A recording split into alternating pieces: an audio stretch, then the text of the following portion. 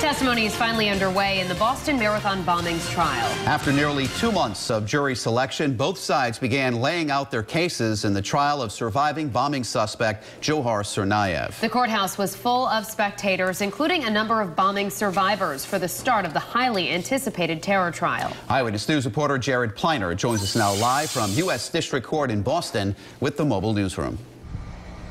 Mike Shannon, good evening. An incredibly vivid and disturbing launch of this trial, a reliving, if you will, of one of this city's worst days. Heavy intrigue at a very busy Boston federal court Wednesday after a jury selection process that dragged on for 2 months.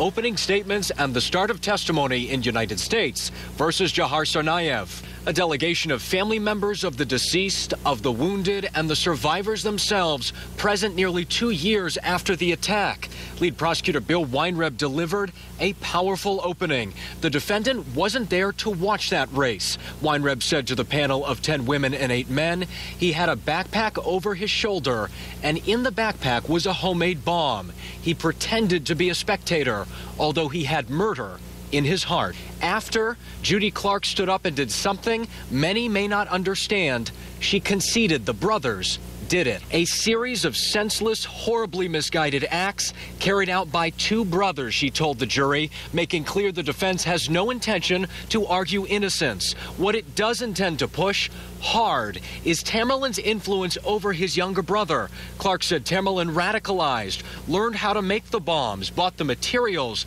and plotted the whole attack. Unfortunately and tragically, Johar was brought into his brother's passion and his plans, and that led the way to Boylston Street. And what's interesting is the judge ruled this morning that the defense's use of that narrative involving Tamerlan and his influence will be very limited in the guilt phase or a main trial phase. When they can present that case in full, the penalty phase. Keep that in mind. Coming up at 6, survivors testify. Live in Boston with the Mobile Newsroom tonight, I'm Jared Pleiner, Eyewitness News. Now the Boston Marathon bombings trial. After weeks of jury selection, lawyers made their opening statements today. Testimony started soon after that, with a half-dozen witnesses taking the stand. And new at 6 tonight, we're hearing from survivors of the attack. The Pinpoint News Tracker takes you now to federal court in Boston. That's where we find Eyewitness News reporter Jared Pleiner, who's live. Jared? Mike, good evening. This trial is as much about the bombing victims as it is about anything else. Several relived the horror today, and all who watched and listened relived it with them. It's exactly the kind of thing Johar Tsarnaev's defense argued should force the trial out of Boston. Look at what's being raised on a construction site across from Boston Federal Court. On the wood, Boston strong. On the same day, U.S. versus Johar Tsarnaev got underway. Opening statements containing horrendous details, followed by vivid testimony from bombing survivors. Sydney Corcoran of Lowell was a high school senior in 2013. She has family in Warwick. The explosion severed her femoral artery. She was bleeding out, her skin white. I could feel my body getting tingly and I was getting increasingly cold, Corcoran told jurors. I knew I was dying.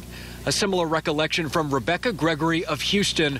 Gregory was hospitalized for 56 days. She had 18 surgeries and lost her leg. My bones were literally lying next to me on the sidewalk, she testified. I thought it was the day I was going to die. And another memorable, albeit disturbing, quote from Sydney Corcoran on how she couldn't find her parents in the immediate aftermath and believe they had been killed. Quote, I thought my parents had been violently ripped away from this world, and I was all alone. They survived, but her mother lost both of her legs. Live in Boston tonight with the Mobile Newsroom, I'm Jared Pleiner, Eyewitness News.